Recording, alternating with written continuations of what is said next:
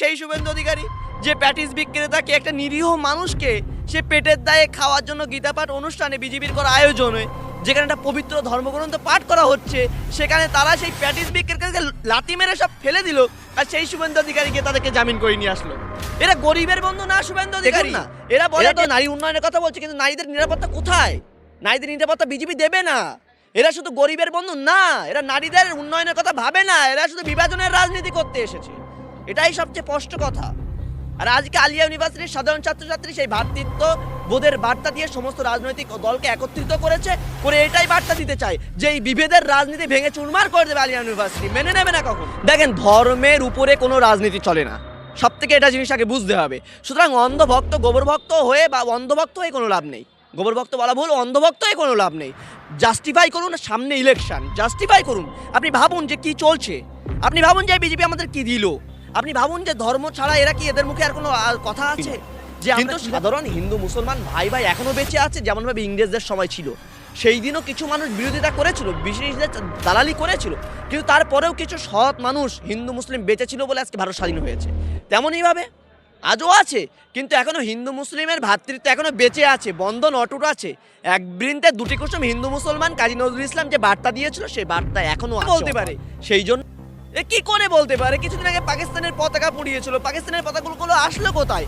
এদের মুখে আপনি গরিবের জন্য কথা দেখবেন না, এদের একটাই রাজনীতি, ধর্মে ধর্মে বিভাজন লাগাও, হিন্দু মুসলিম করো, এটা এদের রাজনীতি। আপনি এদের মুখ থেকে প্রশ্ন পাবেন না যে আমাদের ভারতবর্ষের প্রধানমন্ত্রীর নাম কেন এপিস্টেন ফাইলের সাথে সম্পৃক্ত করা হলো মেইলের মাধ্যমে। আপনি এ প্রশ্ন এই শুভেন্দু অধিকারীর কাছে শুনবেন না যে বর্তমান ভারতবর্ষে বেকারত্ব বৃদ্ধি পাচ্ছে, আপনাদের উন্নয়নটা কি? আপনি এই শুভেন্দু অধিকারীর কাছে আপনি জিজ্ঞাসা করুন যে নারীদের নিরাপত্তার কথা বলেন, যে বিলকিস বানুকে রেপ করা হলো তাদেরকে জামিন দেওয়া হলো। এছাড়াও বিরোধী দলনেতা শুভেন্দু অধিকারী, আপনি বলেন তো যোগ্যতা কি? আপনি বাংলার মানুষের কাছে প্রশ্ন করে দেখুন না, প্রত্যেকটা সভ্য ভদ্র প্রত্যেকটা মানুষ তার বিরোধিতা করে। কিসের জন্য? কারণ সে যা কথা বলে সব ভুল ভাল, মানে নিজের একটা অযৌক্তিক দাবি করে দেয়। সেই শুভেন্দু অধিকারী না, সেই শুভেন্দু অধিকারী যে প্যাটিস বিক্রেতাকে একটা নিরীহ মানুষকে সে পেটের দায়ে খাওয়ার জন্য গীতাপাঠ অনুষ্ঠানে বিজেপির করা আয়োজনে যেখানে একটা পবিত্র ধর্মগ্রন্থ পাঠ করা হচ্ছে সেখানে তারা সেই প্যাটিস বিক্রেতাকে লাথি মেরে সব ফেলে দিল আর সেই শুভেন্দু অধিকারী গিয়ে তাদেরকে জামিন করে নিয়ে আসলো। এরা গরিবের বন্ধু না শুভেন্দু অধিকারী। এরা বলে 1.5 কোটি রোহিঙ্গা বা এরকম পশ্চিমবাংলায় আছে, ভারতবর্ষে অতটা রোহিঙ্গা নেই। এ কি করে বলতে পারে? কি করে বলতে পারে? কিছুদিন আগে পাকিস্তানের পতাকা পুড়িয়েছিল, পাকিস্তানের পতাকাগুলো আসলো কোথায়? এদের মুখে আপনি গরিবের জন্য কথা দেখবেন না, এদের একটাই রাজনীতি, ধর্মে ধর্মে বিভাজন লাগাও, হিন্দু মুসলিম করো, এটা এদের রাজনীতি। আপনি এদের মুখ থেকে প্রশ্ন পাবেন না যে আমাদের ভারতবর্ষের প্রধানমন্ত্রীর নাম কেন এপিস্টেন ফাইলের সাথে সম্পৃক্ত করা হলো মেইলের মাধ্যমে। কেন? কারণ এটা অন্যায়। আমার ভারতের জন্য লজ্জা যে আমার প্রধানমন্ত্রী, যিনি আমাদের ভারতের অভিভাবক, তার কোনো দোষ না থাকাও তাকে কেন সম্পৃক্ত করা হচ্ছে, কেন অপবাদ লাগানো হচ্ছে?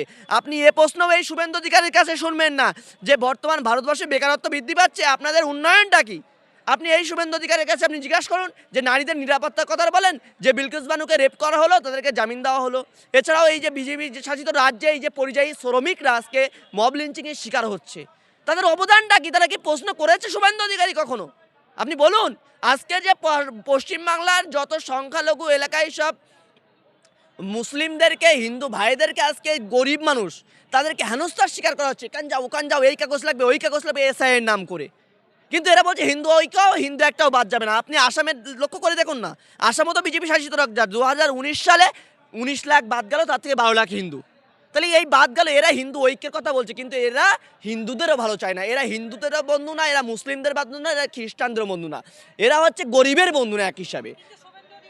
দেখেন, ধর্মের উপরে কোনো রাজনীতি চলে না, সব থেকে এটা জিনিস আগে বুঝতে হবে। সুতরাং অন্ধভক্ত গোবরভক্ত হয়ে বা অন্ধভক্ত হয়ে কোনো লাভ নেই, গোবরভক্ত বলা ভুল, অন্ধভক্ত হয়ে কোনো লাভ নেই। জাস্টিফাই করুন, সামনে ইলেকশন, জাস্টিফাই করুন। আপনি ভাবুন যে কি চলছে, আপনি ভাবুন যে বিজেপি আমাদের কি দিল, আপনি ভাবুন যে ধর্ম ছাড়া এরা কি, এদের মুখে আর কোনো কথা আছে যে আমরা কিভাবে আমাদের জিডিপিটাকে বাড়াবো? আজকে বাইরের দেশ আমাদেরকে হুমকি দিচ্ছে, আমরা কোথায় তেল কিনবো, কোথায় কি চাল কিনবো, সেটা আমাদের বাইরের দেশ ঠিক করে দিচ্ছে, আমেরিকা।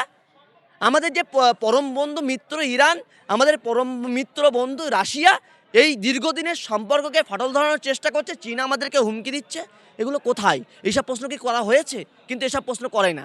এরা একটাই প্রশ্ন, এখানে এই আব্দুল এই করেছে, আব্দুল ওই করেছে, হিন্দু ঐক্য হও, হিন্দু ঐক্য হও, সনাতনী এক হও।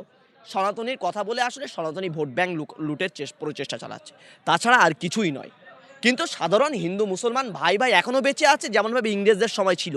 সেই দিনও কিছু মানুষ বিরোধিতা করেছিল, ব্রিটিশদের দালালি করেছিল, কিন্তু তারপরেও কিছু সৎ মানুষ হিন্দু মুসলিম বেঁচে ছিল বলে আজকে ভারত স্বাধীন হয়েছে।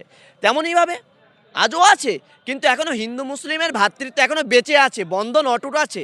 এক বৃন্তে দুটি কুসুম, হিন্দু মুসলমান, কাজী নজরুল ইসলাম যে বার্তা দিয়েছিল সেই বার্তা এখনও আছে অটল। সেই জন্য পশ্চিমবাংলায় শুভেন্দু যতই যা বলুক, যতই যা করুক, সে এমএলএ, তাকে সম্মানও দেওয়া দরকার, তিনি একজন বিধায়ক। তো সেই শুভেন্দু অধিকারী যতই যা বলুক, 26-এ ক্ষমতায় ভুল করেও আসবে না। আপনি লিখে রেখে দেন, উজনারও সিট কমে যাবে, এটা লিখে রেখে দেন। খুব সুন্দর কথা বলেছেন, আপনি প্রশ্ন করুন না। বিহারে তো 10,000 টাকা করে দিল, আপনি খবরগুলো দেখুন না, যে আবার পরে গিয়ে নেতা মন্ত্রীরা তাদের কাছে টাকা চাইছে। তারপরে দিল্লিতে শুনলাম 3,000 টাকা করে না 5,000 টাকা করে লক্ষ্মীর ভাণ্ডার দেওয়ার ঘোষণা করেছিল ভোটের আগে, ভোটের পরে দিচ্ছে না কেন? প্রশ্ন করুন না। ওই ক্ষমতায় আসার জন্য অনেক রকম বড় বড় ডায়লগ মারবে, কিন্তু ওই ডায়লগ একটাও বাস্তবায়িত হবে না। কি সুতরাং এতে যদি মানুষ ঘুরে যায় তাহলে এটা তাদের ব্যর্থতা, এটা ভুল ধারণা। পশ্চিমবাংলা আজকে দেখুন না, সমস্ত রাজ্যের থেকে বিজেপি শাসিতরা, আপনারা আচ্ছা কম পশ্চিমবাংলা সবচেয়ে নারীদেরকে সুরক্ষা দেবে, তাহলে যে নারীদের সুরক্ষা দেবে কথা বলছে, তাই সেই সমস্ত বিজেপি শাসিত রাজ্যের দিকে আপনি পরিসংখ্যান করুন যে পশ্চিমবাংলা কতটা নিরাপদ, আর সেই সমস্ত বিজেপি শাসিত রাজ্যগুলো কতটা নিরাপদ। পরিসংখ্যান করে দেখুন, সেই সমস্ত রাজ্যগুলিতে আজকে নারীদেরকে ওপেন রাস্তায় ওই বিজেপির বিধায়ক না সরি বিজেপির লিডাররা মানে একটা ভিডিও ফুটেজ বার হয়েছিল, যেখানে দেখা যাচ্ছিল একদম মানে অনৈতিক কাজ করছে।